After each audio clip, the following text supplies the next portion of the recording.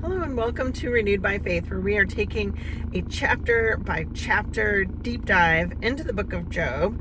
I am reading from the NIV version, and this video is chapter 15, where Eliphaz, the Temanite, responds to Job after Job has already gone through the three friends. Now we're back at Eliphaz again. He wants to take another dig at poor Job with everything that Job has going on, and he gives another rebuke. We just saw for the last three chapters that Job was responding to Zophar and basically still really lamenting, stating that his friends are not very good friends or counsel to what he is going through, and really kind of giving it to God as far as saying that God is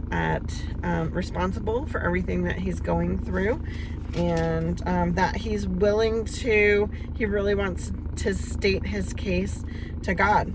So let's take a look at chapter 15. I am going to read it, and this again is Eliphaz the Temanite.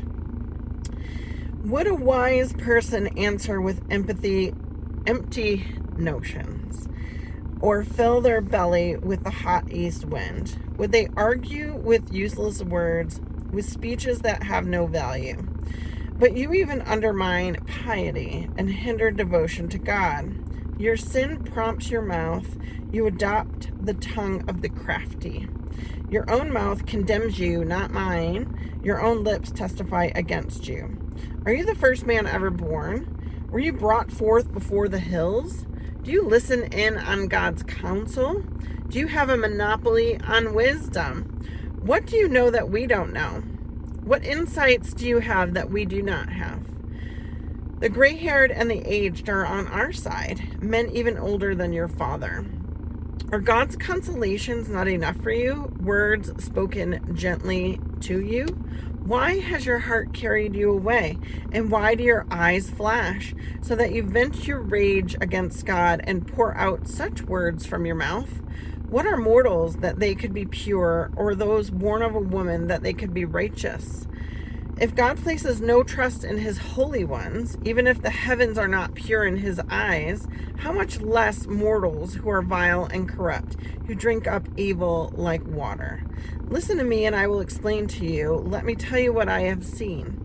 What the wise have declared, hiding nothing received from their ancestors, to whom alone the land was given when no foreigners moved among them. All his days the wicked man suffers torment, the ruthless man through all the years stored up for him. Terrifying sounds fill his ears. When all seems well, marauders attack him.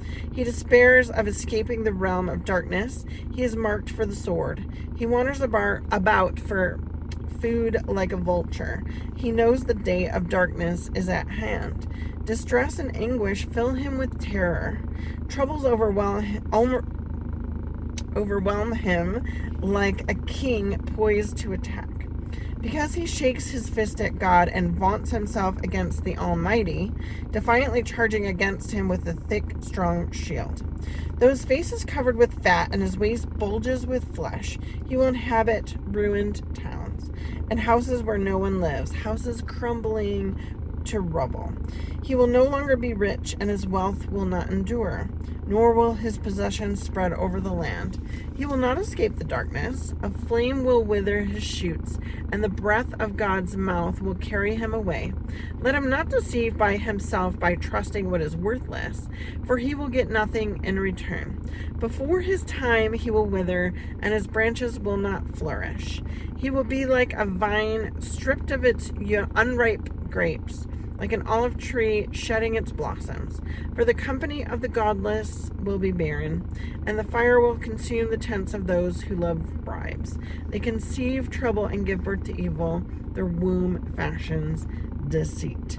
So, Eliphaz gave a pretty hefty rebuke to Job, basically kind of poking at him again and saying that Who is he? Where is he the only one with wisdom? I love this statement. Do you have a monopoly on wisdom? Like, are you the only one who knows what you're talking about?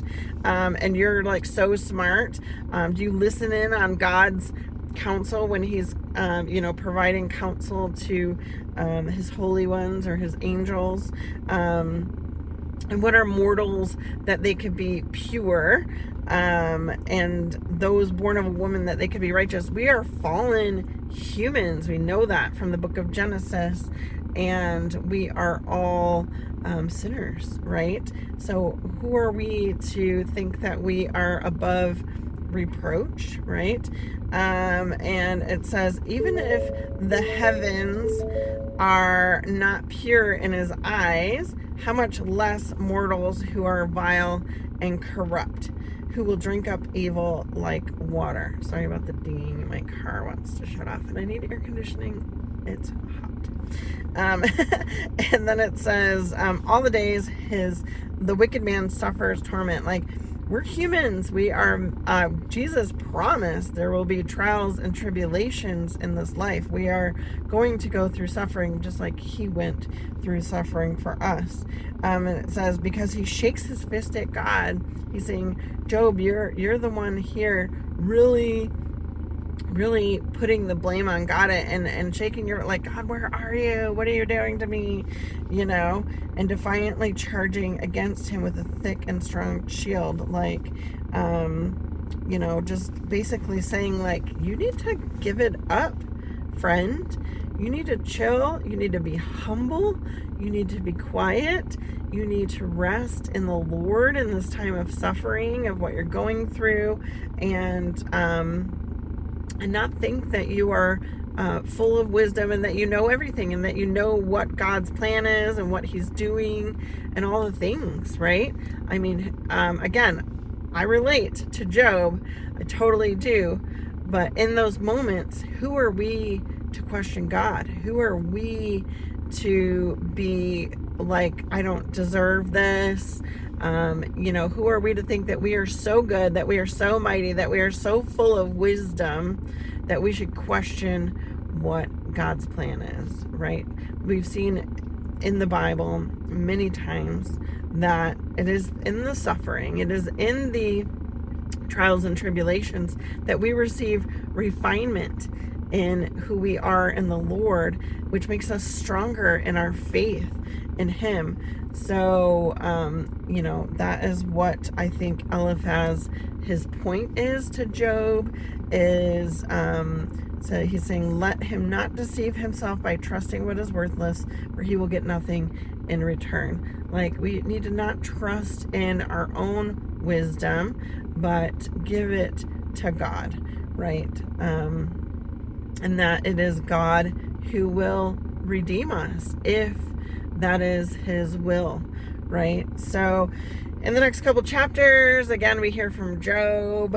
As I mentioned in the last video, his friends, they have pretty quick rebuke, but Job's responses are quite lengthy. Now, again, Job is suffering. He's upset.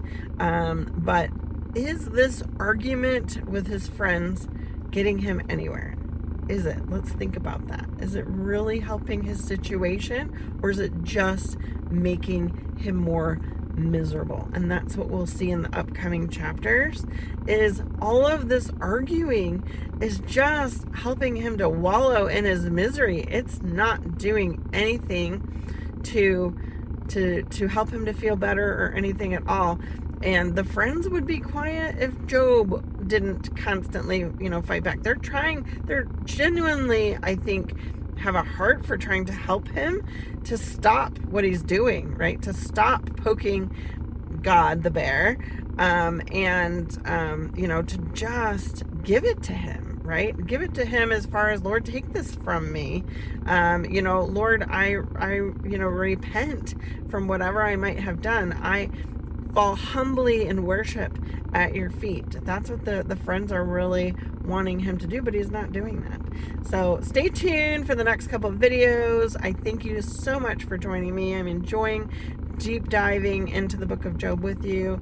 I thank you for your patience for my little bloopers as far as my car beeping.